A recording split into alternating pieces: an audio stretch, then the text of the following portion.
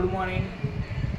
Myself M.I. Khedwara, Senior Assistant Atali Subdivision and L0 Champion of DGVCL. Today we are discussing about solar billing. આપણા difference અલગ અલગ energy sources છે. દાખલા તરીકે renewable છે અને નોન રિન્યુએબલ છે. રિન્યુએબલમાં એવા છે જે કે સોલર છે, પછી આપણે વોટર રિસોર્સિસથી, પવન ઉર્જાથી આપણે જે વિદ્યુત મેળવીએ, બધી રિન્યુએબલ એનર્જી સોર્સિસ છે. જ્યારે થર્મલ પાવરથી આપણે મેળવીએ, ન્યુક્લિયરથી મેળવીએ, એ બધું આપણું નોન રિન્યુએબલ એનર્જી સોર્સિસ છે. જે આ બધા અલગ અલગ આપણા રિન્યુએબલ સોર્સિસ છે જે તમે અહીંયા જોઈ શકો છો.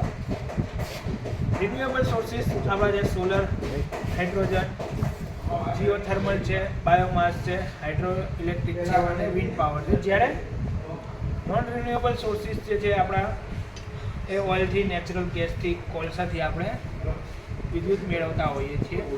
પણ આ નોન રિન્યુએબલ જે છે તે કેવા છે રિસોર્સિસ કે જે આના બાયબેક પ્રોડક્ટની અંદર આપણાને બધું એ પર્યાવરણને નુકસાન પૂરું પાડે છે. અને આપણે મોસ્ટ ઓફ એનર્જી શેમાંથી મળે તો કે કોલસામાં. હવે કોલસો દુનિયાની અંદર જથ્થામાં ઘટી ગયેલો છે, એટલે જે સરકાર છે અને વર્લ્ડ લેવલે વધારે પડતું રિન્યુએબલ એનર્જી સોર્સિસમાં આના અંદર આપણા પર વધારે પડતું ભારણ મૂકે છે. એટલે પછી આપણે શું કરીએ છીએ કે સોલર, અત્યારે હાલમાં સોલર જે છે તે આપણે કેવી લાવેલા છે તો કે ભાઈ ઓનગ્રીડ સોલર લાવેલા છે, જે આપણી ગ્રીડ સાથે, આપણા DGVCLના નેટવર્ક સાથે કે આપણા GNLના નેટવર્ક સાથે આપણે એને કનેક્ટ કરી દીધી છે. બરાબર છે. એને આપણે શું કહીએ છીએ, આ સ્કીમ લાવ્યા છે કન્ઝ્યુમર માટે. આપણે એનું નામ આપેલું છે સોલર ઓન ગ્રીડ. અને આપણે બે સ્કીમ અવેલેબલ છે ઓન ગ્રીડમાં, એક એલટી રૂફટોપ અને એક છે સ્કાય સૂર્ય શક્તિ કિસાન યોજના. અને એલટી રૂફટોપ જે આપણે રેસિડેન્શિયલ કન્ઝ્યુમર તેમજ રેસિડેન્શિયલ સિવાયના બધા કોમર્શિયલ છે બધા કન્ઝ્યુમરને, જેને આપણે નોન સબસિડી બેઝ જેના થ્રુ એપ્લિકેશન લઈ અને આપણે એને સોલરના કનેક્શન પ્રોવાઈડ કરીએ છીએ. What is solar power? Solar power શું છે તો કે એક એનર્જી છે જે ડીસી પાવર જનરેટ કરી, સૂરજની ગરમીને ડીસી પાવર જનરેટ કરી અને ડીસી ટુ ઇન્વર્ટરની મદદથી એસીમાં કન્વર્ટ કરીને આપણી ગ્રીડ સાથે આપણને એ પ્રોવાઈડ કરે છે, જે આપણે અહીંયા જોઈશું. એનું સ્ટ્રક્ચર છે, બેઝિક સ્ટ્રક્ચર છે જે તમે જોઈ શકો છો. એક કમ્બાઇનર બોક્સ છે, ઉપર સોલર પેનલ છે. એની મદદથી શું છે કે ઇન્વર્ટરમાં જશે પાવરને આપણી ગ્રીડ સાથે કનેક્ટેડ છે. બરાબર. જે ઓન ગ્રીડ પાવર આપણું આપેલું છે. આપણે નોર્મલી સ્ટ્રક્ચર જોઈશું તો આપણું આ રીતનું સ્ટ્રક્ચર હશે સોલરનું. આ તમને મીટર બતાવેલા છે લાઈવ કે આ રીતે આપણા લાગેલા હોય છે. આપણે 2 મીટર એનું સ્ટ્રક્ચર 2 મીટર પ્રોવાઈડ કરે છે એલટી રૂફટોપમાં, અને સ્કાયમાં આપીએ છીએ 3 મીટર. એલટી રૂફટોપમાં આપીએ છીએ એક જનરેશન મીટર અને બીજું છે બાય ડાયરેક્શનલ મીટર. જનરેશન મીટરનું કામ જે છે તે ઇનકમિંગ પાવર, એટલે કે જે પણ જનરેશન થશે તે નોંધવાનું કામ કરશે. જ્યારે બાય ડાયરેક્શનલ મીટર એ કન્ઝ્યુમરનું આપણો પાવર વાપરશે તેને ઇમ્પોર્ટ તરીકે નોંધશે, અને કન્ઝ્યુમર આપણને પાવર પ્રોવાઈડ કરશે તેને એક્સપોર્ટ તરીકે નોંધશે. તે આપણે આગળ જોઈશું. હવે આપણે વાત કરીએ સોલર રૂફટોપ. હવે આપણે વાત કરીશું સોલર રૂફટોપ. સોલર રૂફટોપ એ આપણી એક સ્કીમ છે જેમાં આપણે કનેક્શન પ્રોવાઈડ કરીએ છીએ એલટી રૂફટોપની અંદર. હવે પ્રધાનમંત્રી અત્યારે હાલ આપણે જોવા જઈએ તો 3 કિલોવોટ સુધી 40% સબસિડી આપણે પ્રોવાઈડ કરીએ છીએ પ્રધાનમંત્રી મુફ્ત બિજલી ઘર યોજના અંતર્ગત. અને જે એ રેસિડેન્શિયલ કન્ઝ્યુમરને આપીએ છીએ. અને રેસિડેન્શિયલ સિવાયના કોઈ પણ કન્ઝ્યુમર હોય તો આપણે એને જેડા થ્રુ એની અરજી સ્વીકારી અને એને કનેક્શન આપીએ છીએ રૂફટોપ માટે. તે આપણે જોઈશું. Why solar rooftop? તો પહેલાં બેઝિક વાત કરીએ હવે કે ભાઈ કોઈ કન્ઝ્યુમર આપણને આવીને સબ ક્વેશ્ચન કરે છે કે શું મારે સોલરનું કનેક્શન લેવું જોઈએ, અને લેવું જોઈએ તો કેમ લેવું જોઈએ. તો આપણને પણ આઈડિયા હોવો જોઈએ એઝ એ એમ્પ્લોય તરીકે કે ભાઈ આપણે સોલરનું કનેક્શન શા માટે લેવું જોઈએ. તો આપણે એક અહીંયા નાનકડા એવા ઉદાહરણથી જોઈશું કે ભાઈ why solar rooftop? Solar rooftop જો લેવું જોઈએ તો શા માટે લેવું જોઈએ. આપણો એક રેસિડેન્શિયલ ચાર્ટ આપેલો છે, રેસિડેન્શિયલ કન્ઝ્યુમરનો ચાર્ટ આપેલો છે કે ભાઈ આપણો મંથલી આપણે બિલિંગ કરીએ છીએ તો કે RGPU અર્બન વિસ્તારનો ચાર્ટ છે. 1 થી 50 યુનિટનો આપણે છે ₹3.05. બીજા 50 યુનિટનો છે ₹3.50.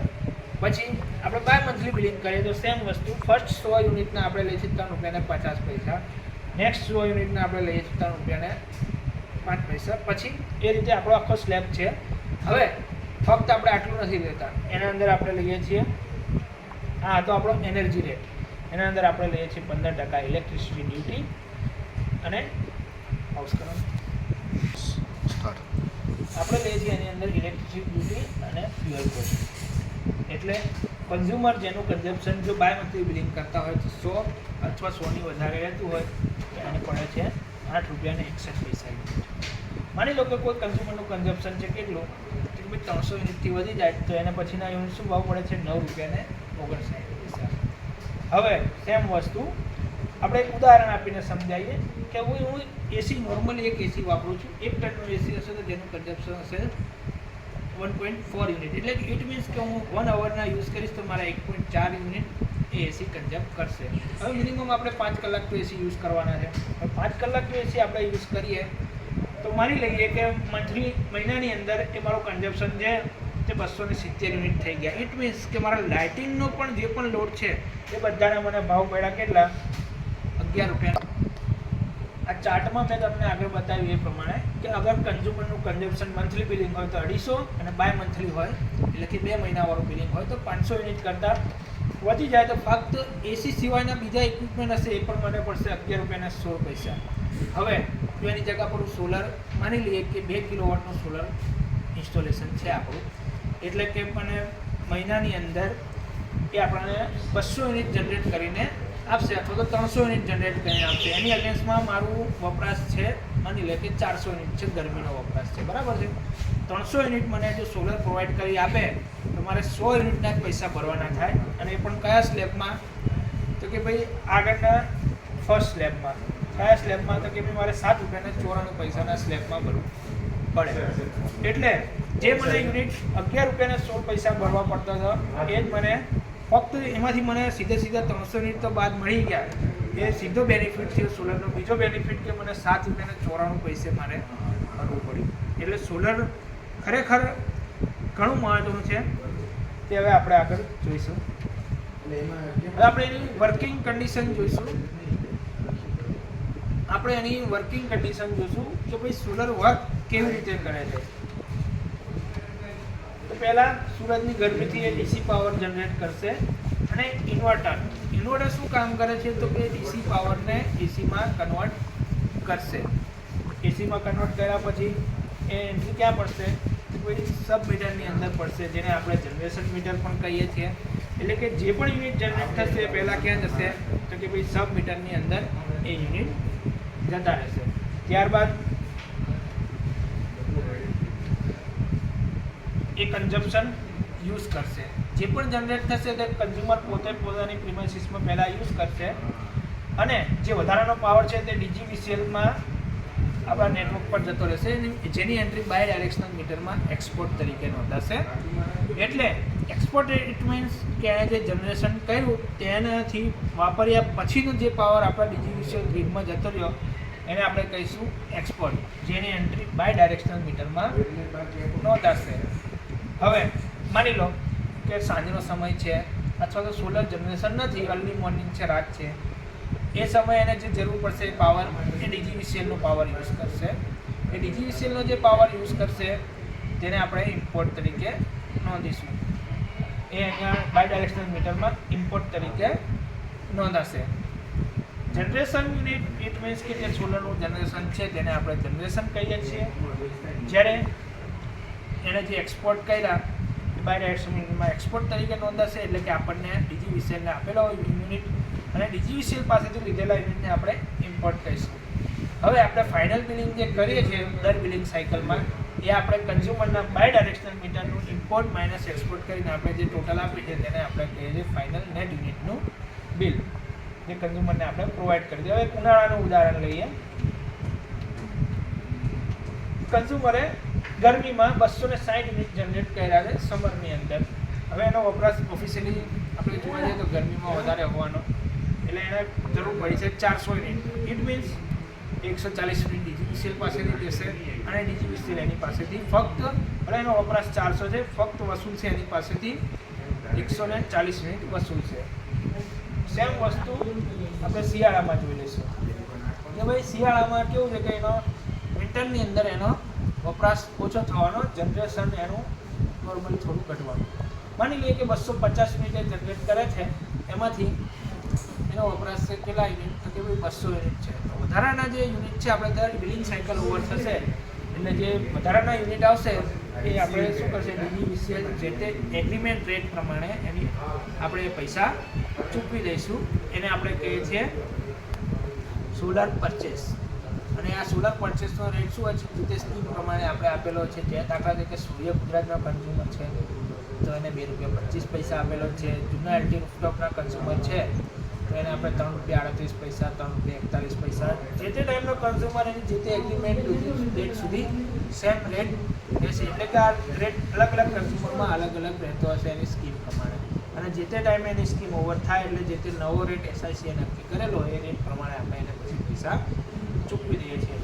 હવે આ પૈસા જે છે તે આપણે બિલની અંદર ચૂકવીએ છીએ અને કોમર્શિયલ સેટ ઓફ સર્ક્યુલર 2021 મુજબ આ પૈસા આપણે જે લાઇટ બિલના અંદર જમા રાખેલો હોય છે તેમાંથી માર્ચ સુધીનો હિસાબ કરી, એટલે કે આપણા ફાઇનાન્શિયલ યર સુધીનો હિસાબ કરી એમાંથી ₹100 રાખી અને બાકીના આપણે કન્ઝ્યુમરની બેંક એકાઉન્ટની અંદર આ પૈસા ટ્રાન્સફર કરી આપીએ છીએ.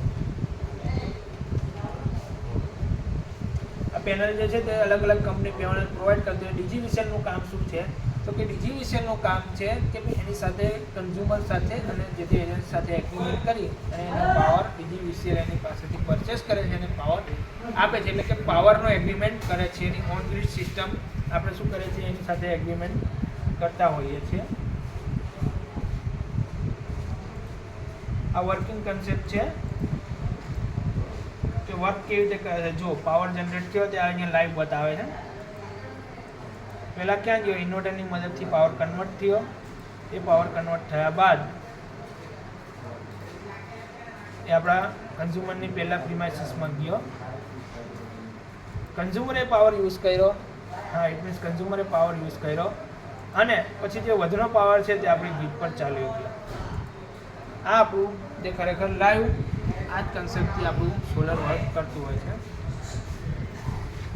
હવે આપણે ઓવરવ્યૂ જોઈશું જે on grid solar, off grid solar, unidirectional meter, આ બધું આપણે એન્વાયરમેન્ટ જોઈ લીધું. જનરેશન યુનિટ શું, ઇમ્પોર્ટ યુનિટ શું, એક્સપોર્ટ યુનિટ શું. ઓન ગ્રીડ સોલાર એટલે કે આપણે જે કનેક્શન આપીએ છીએ તેને આપણે ઓન ગ્રીડ સોલાર કહે છે. આપણે સોલર પોલિસી સોલર પોલિસી આપણી ટોટલ 3 સોલર પોલિસી હોય છે. સોલર પોલિસી 2017ની અંદર, સોલર પોલિસી 2.0 2021ની અંદર અને રિસન્ટ 2024માં સોલર પોલિસી 3.0 આપણે લોન્ચ થઈ છે. એની અંદર બધા અલગ અલગ વર્ડ્સ છે કે ભાઈ ઓન ગ્રીડ સોલાર એટલે શું, ઓફ ગ્રીડ સોલાર એમાં અહીંયા આગળ ડિફાઇન તમને કરેલા છે. ઇમ્પોર્ટ યુનિટ શું. હવે સોલર પોલિસી 2.0 આપણે 2.0 કહીએ છીએ બેન્કિંગ ચાર્જ.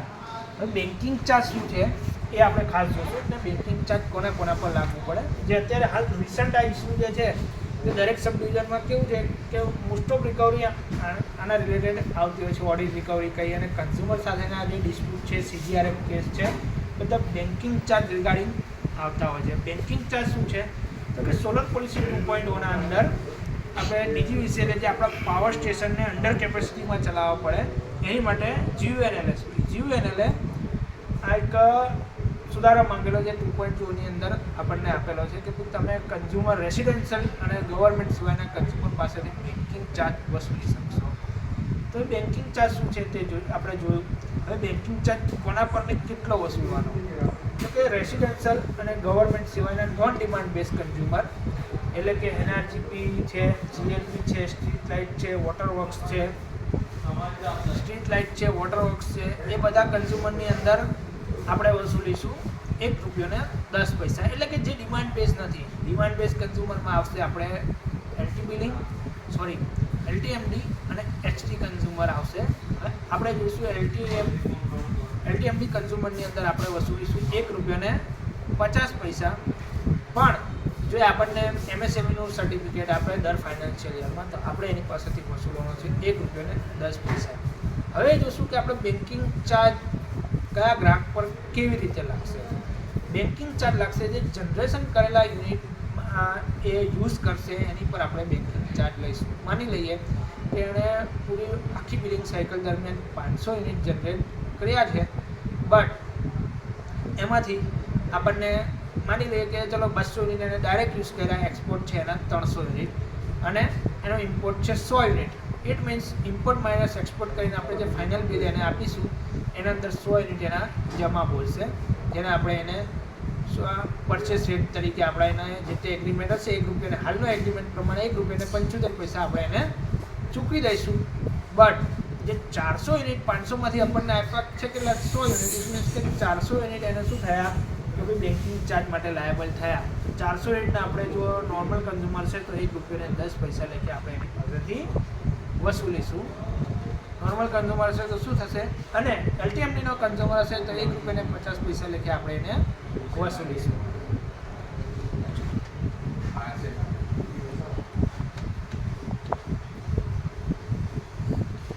હવે પ્રોસિજર ઓફ સોલર રૂફટોપ, તો જે તે કન્ઝ્યુમર જે તે આપણને અરજી કરશે જે તે પોર્ટલ પર, બરાબર છે, એ કોઈ PMSY પર અરજી કરશે રેસિડેન્શિયલ હશે તો, અથવા તો એ જેડા પર કરશે. જેડા પર અરજી કરશે એટલે એની SR પડશે, CRM થ્રુ એની SR પડશે, એકવાર CRM થ્રુ એની SR પડશે અને ત્યારબાદ SR એના મીટરો રિલીઝ થશે, કોટેશન કરશે અને મીટરો રિલીઝ થશે.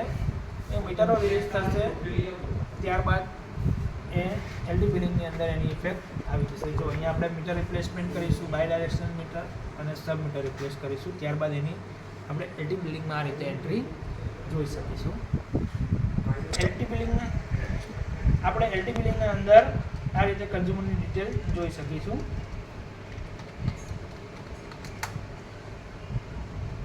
અહીંયા આપણે સોલરનો કન્ઝ્યુમરનો ફ્લેગ દેખાશે, યસ. અહીંયા એનું કનેક્શન ટાઈપ દેખાશે કે કઈ સ્કીમના અંદર એણે કનેક્શન લીધું છે. અહીંયા એનો કોન્ટ્રાક્ટ લોડ એટલે કેટલા કિલોવોટનું કનેક્શન છે તે, અને જ્યારે અહીંયા એનો સોલરનો લોડ દેખાશે, અહીંયા એનો સોલરનો રેટ દેખાશે, જે આપણે પરચેસ રેટ મતલબ કે ઇટ મીન્સ કે જેને આપણે પૈસા ચૂકવવાના છે, આ એની એગ્રીમેન્ટ રેટ ગણાશે. હવે સૂર્ય ગુજરાતનો કન્ઝ્યુમર છે, માની લો કે 20 વર્ષ સુધી આપણે એનો એગ્રીમેન્ટ છે, તો અહીંયાથી આપણને તારીખ ખબર પડશે કે જે તે તારીખથી 20 વર્ષ સુધી આપણે એને આ સ્કીમમાં આ પ્રમાણે એપ્લિકેબલ કરવાનો છે. જ્યારે અહીંયા આગળ એની આપણને બેંક ડિટેલ દેખાશે, જે આપણે આ શું કામ આવશે બેંક ડિટેલ, કે જ્યારે એના જે પણ પૈસા ક્રેડિટ હશે બિલની અંદર, માની લો કે જે તે પૈસા ક્રેડિટ છે તે નેક્સ્ટ માર્ચ સુધીના પૈસા બિલની અંદર ક્રેડિટ કરીશું, તેમાંથી 100 રૂપિયા રાખીને બાકીના રૂપિયા આપણે બેંક એકાઉન્ટની અંદર ટ્રાન્સફર આપી દઈશું. બેંક એકાઉન્ટની અંદર ટ્રાન્સફર આપીશું, એ બાદ આપણે શું કરીશું, તો જે તે કન્ઝ્યુમરમાં આપણે એની ડેબિટ કરીશું, જે અહીંયા બતાવશે કે ભાઈ સબ 31 નંબરની કોડની અંદર ડેબિટ કરવામાં આવશે અને આટલા રૂપિયા એના બેંક એકાઉન્ટની અંદર ટ્રાન્સફર કરેલા છે તે આપણને અહીંયાથી બતાવી દેશે. ત્યાંથી બતાવશે તો કે એડજસ્ટમેન્ટ ડિટેલની અંદર આપણને બતાવશે કેટલી ક્રેડિટ છે તે અહીંયા આગળ આપણને બતાવી દેશે. હવે આપણે મુદ્દા પર આવીએ કે મીટર રીડિંગ કેવી રીતે કરવાનું છે. તો નોર્મલ કન્ઝ્યુમરની જેમ 1 મીટર આપેલું હોય છે અને આપણે હાલના રીડિંગમાંથી પાસ્ટ રીડિંગ બાદ કરતા હોય છે. સેમ વસ્તુ આની અંદર 2 મીટર આપેલા હોય છે. LD રૂફટોપમાં કેટલા મીટર આપેલા હોય છે? 2 મીટર. એક છે જનરેશન મીટર અને બીજું છે બાય ડાયરેક્શનલ મીટર. મેં આગળ વાત કરી તેમ. હવે ઇમ્પોર્ટ કેલ્ક્યુલેશનમાં શું કરવાનું છે? જનરેશન મીટર એટલા માટે કે આપણા કેટલા ગ્રીન યુનિટ કન્ઝ્યુમરે આપણને આપ્યા છે તે આપણને જાણવા મળશે અને કન્ઝ્યુમરનું પોતાનું જનરેશન પણ જાણી શકશે જનરેશન બિલ દ્વારા. જ્યારે બાય ડાયરેક્શનલ મીટરની અંદર આપણને બતાવશે ઇમ્પોર્ટ અને એક્સપોર્ટ. એટલે આપણે શું કરીશું, હાલના ઇમ્પોર્ટમાંથી પાસ્ટ ઇમ્પોર્ટ બાદ કરી અને આપણને કરંટ ઇમ્પોર્ટ મળશે. સેમ વસ્તુ હાલના એક્સપોર્ટમાંથી પાસ્ટ એક્સપોર્ટ બાદ કર્યામાં જ કરંટ એક્સપોર્ટ મળશે. બંનેનો ડિફરન્સ કાઢીશું એટલે આપણને નેટ યુનિટ મળશે. જો નેટ યુનિટ હાયર સાઇડ હોય તો કન્ઝ્યુમર એનું બિલ પેમેન્ટ કરવાનું છે, અને માની લો કે નેટ યુનિટમાં એક્સપોર્ટ વધારે છે તો આપણે જે તે એગ્રીમેન્ટ રેટ પ્રમાણે આપણે એના પૈસા ચૂકવી દઈશું. મેં આગળ સમજાવ્યું એ પ્રમાણે. આ રીતે એનું રીડિંગ બતાવે છે ઇમ્પોર્ટનું 235 ને આ રીતે આપણું એક્સપોર્ટનું ક્યુમ્યુલેટિવ આપણાને મીટરની અંદર રીડિંગ બતાવે છે. ઇમ્પોર્ટ હાયર સાઇડનું બિલ જુઓ આ રીતે બનશે. કન્ઝ્યુમરને કેટલા જનરેશન છે, ઇમ્પોર્ટ છે 834, એક્સપોર્ટ છે 325. ઇટ મીન્સ કે એણે વપરાશ વધારે કર્યો છે તો એને બાકીનું એણે બિલ ભરવાનું થશે 3300 રૂપિયાનું. સેમ વસ્તુ અહીંયા આગળ એનું ઇમ્પોર્ટ ઓછું છે અને એક્સપોર્ટ વધારે છે તો નેટ યુનિટ માઇનસમાં આવ્યા એને આપણે શું કરીશું, એને જે તે સોલર પરચેસ રેટ પ્રમાણે પૈસા ચૂકવી દઈશું. આપણે જોઈશું એસેસમેન્ટ પ્રોસેસ. એસેસમેન્ટમાં આપણે નોર્મલી પહેલાં શું કરતા હતા, સોલર પહેલાં કે જીપીઆઈએસમાં સીધા ડેટા પુશ કરી અને આપણે એનું એસેસમેન્ટ કર્યું હતા. સોલરમાં જે નવા સોલર આવે, માની લો કે આફ્ટર બિલ છાપ્યા પછી નવા સોલર આવ્યા, સોલરમાં કેવું થશે, હવે 2 બિલો બનશે, એક જનરેશનનું અને બાય ડાયરેક્શનનું. અને આપણી G4 તો એક જ બિલ બનાવ્યું હશે, નવા સોલર હશે. એટલે શું કરીશું આપણે, ફરજિયાત એના માટે આપણે G4 થી એસેસમેન્ટ કમ્પલસરી કરવું પડશે. એના માટે આપણને અહીંયા આગળ લિંક આપેલી છે, બિલ કેલ્ક્યુલેશન સોલર G4 અને પ્રો રેટાથી, બરાબર છે, pro rata bill calculation using G4.